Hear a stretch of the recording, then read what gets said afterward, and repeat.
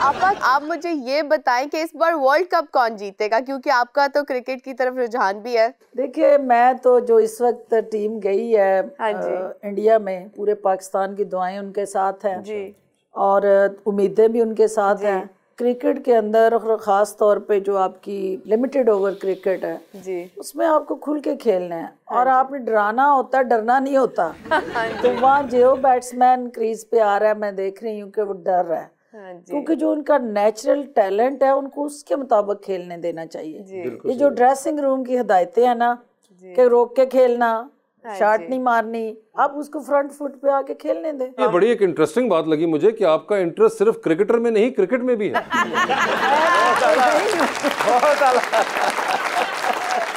मैं खुद चूंकि क्रिकेटर रही हूँ और क्रिकेट मेरा ओनली सोर्स ऑफ एंटरटेनमेंट है। अच्छा जी।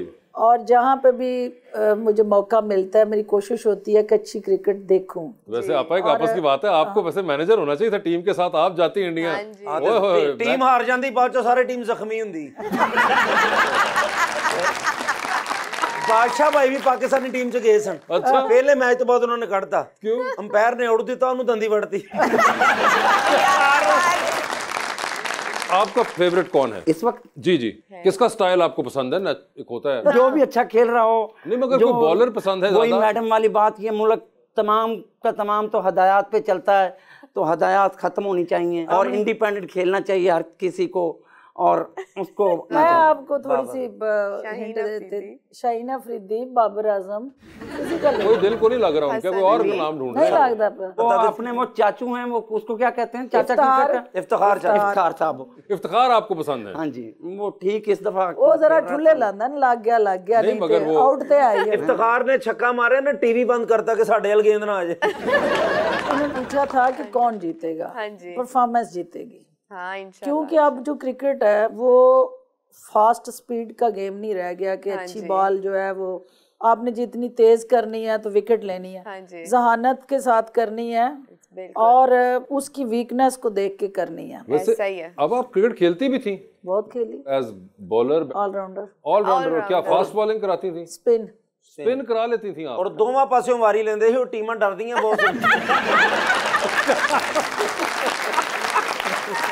मगर नहीं, वैसे अच्छा तो स्पिन कराती थी आप। और देखिए उस वक्त तो आप सोचे ना कि मैं ये बात आपको कह रही हूँ कि अर्ली 80s की स्कूल लाइफ की ना, तो कहाँ वहाँ कॉन्सेप्ट था उस वक्त कोई आपकी बेटी जो है वो बल्ला पकड़ के क्रिकेट खेले ना, आपकी रवायात इजाजत देती थी। लेकिन ये क्रेडिट मेरे वालिद साहब को जाता था बिल्कुल कि मेरे भाई जहाँ खेल रहे होते थे वहाँ मैं साथ खेल रही होती थी और वो मुझे आउट कराने के लिए बाउंसर मार रहे होते थे, डरा रहे होते थे कि मैं क्रीज छोड़ दूं, मैं आउट नहीं होती थी, यॉर्कर मार रहे होते थे, मेरी टांगे जख्मी कर रहे होते थे। तो मैं खड़ी रहती थी कि भी तुमने मेरिट पे मुझे आउट करना है, डरा के आउट नहीं। अच्छा, तो यानी कि ये ट्रेनिंग जो है आपको उस जमाने में भाइयों ने आपके दी कि जहाँ से आपकी आदत सेट हुई कि मैं डरना नहीं है? नहीं डरना, हर किस्म की गेंद का सामना करना है और उसको हिट करने की कोशिश करनी है। आउट होना है तो वो उस गेम का हिस्सा है, लेकिन कोशिश करनी। ਇਹਦਾ मतलब इस पार्टी जो ਤੁਸੀਂ ਮੈਰਿਟ ਤੇ ਆਏ ਜੇ ਡਰ ਕੇ ਨਹੀਂ ਆਏ? नहीं, डर साडी खलड़ी ਚ आई नहीं। ਹਾਏ ਹਾਏ ਬਾਦਸ਼ਾਹ ਸਾਹਿਬ, ਆ ਤੁਹਾਡੇ ਚੌਬਦਾਰ ਕਹਿੰਦੇ ਸੀ ਤਬਲਾ ਵਜਾ ਲਈਏ।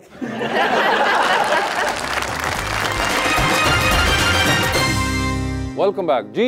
अरीज पापा, मेरा सवाल आपसे ये है कि हमने शहीद बेनज़ीर भुट्टो साहिबा को वज़ीर आज़म तो देखा है, मगर आज तक किसी भी खातून को हमने वज़ीर आला नहीं देखा। इसकी क्या वजह है? ये एक डायलेमा कह लें या एक मेल डोमिनेटिंग सोसाइटी के अंदर एक डिस्क्रिमिनेशन कह लें जी। हालांकि जो हमारी फीमेल पॉलिटिशियंस हैं, कॉन्स्टिट्यूएंसी पॉलिटिक्स करने वाली, उनको डबल काम करना पड़ता है, उनके लिए ज़्यादा ड्यूटी है, उनके लिए ज़्यादा स्ट्रगल और एफर्ट्स हैं। तो जहाँ दुनिया का डिजिटल लैंडस्केप चेंज हुआ है, डिजिटल पाकिस्तान और एक डिजिटल ग्लोब की तरफ हम जा रहे हैं, तो मैं समझती हूँ कि ये पॉलिटिकल लैंडस्केप भी चेंज होगा और इंशाल्लाह हमारी बच्चियाँ, हमारे बच्चे और इवन के करंट पॉलिटिक्स में जो लोग हैं उनको अपॉर्चुनिटी मिलनी चाहिए, लाइकिंग डिसलाइकिंग पे नहीं, परफॉर्मेंस और अपनी वर्थ पे।